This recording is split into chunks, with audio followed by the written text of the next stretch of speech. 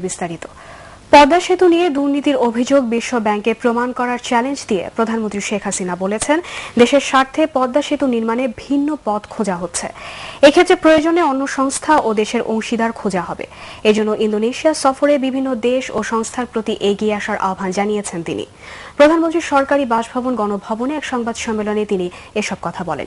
Report করছেন SM বাবু। প্রায় 1 ঘণ্টার এই সংবাদ সম্মেলনে লিখিত বক্তৃতায় প্রধানমন্ত্রী তুলে ধরেন তার মিয়ানমার ও ইন্দোনেশিয়া সফরের সফলতা। তবে এর বাইরে প্রশ্নোত্তর পর্বে তিনি উত্তর দেন বিভিন্ন বিষয়ে। সেক্ষেত্রে উঠে আসে মন্ত্রিসভার রদবদল, টিপাই মুখ বাঁধ এবং ঢাকা সিটি কর্পোরেশনকে বিভক্ত করার বিষয়ও। যেহেতু এই নদী, এখান থেকে যে নদী বয়ে আসে আমাদের বাংলাদেশের ভেতর থেকে এই নদী যেহেতু যাবে, স্বাভাবিকভাবে এখানে আমাদের কোনো ক্ষতি হবে কিনা এটার উপরে আমরা সময় নজরদারি করছি, নজরদারি করতে থাকবো এবং সবসময় ভারতীয় সরকারের কাছ থেকে আমরা অবশ্যই আমাদের তথ্য চাইব।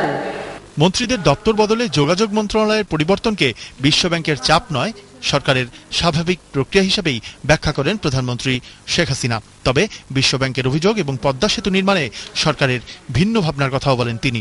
বিশ্বব্যাংক বলছে দুর্নীতির কথা, তাদেরকে প্রমাণ করতে হবে, অবশ্যই তাদেরকে প্রমাণ করতে হবে কোথায় দুর্নীতি হয়েছে, কি দুর্নীতি হয়েছে, কত টাকা দুর্নীতি হয়েছে। মন্ত্রীকে সরিয়েছে, এখন তো আরো ভালো হয়েছে। আগে হয়তো বলতো যে মন্ত্রী আছে এই জন্য ওনারা তদন্ত করতে পারছেন না বা জানতে পারছেন না, এখন মন্ত্রীকে সরিয়ে দিয়েছি, এখন আরো ভালোভাবে তদন্ত করুক, প্রমাণ করুক। আমাদের বড় বড় প্রজেক্ট বা যে কাজগুলো আমরা করা, সেগুলি আমরা বেশিরভাগই পাবলিক প্রাইভেট পার্টনারশিপে আমরা করব, PPP বেসিসে করব, যেখানে আমাদের নিজস্ব কোনো টাকা লাগবে না, অর্থায়ন লাগবে না, এবং যারা তৈরি করবে তারা এটা পরিচালনা করবে, তারা তাদের টাকা উঠাবে, তারা চলে যাবে। SM বাবু, ATN বাংলা, ঢাকা।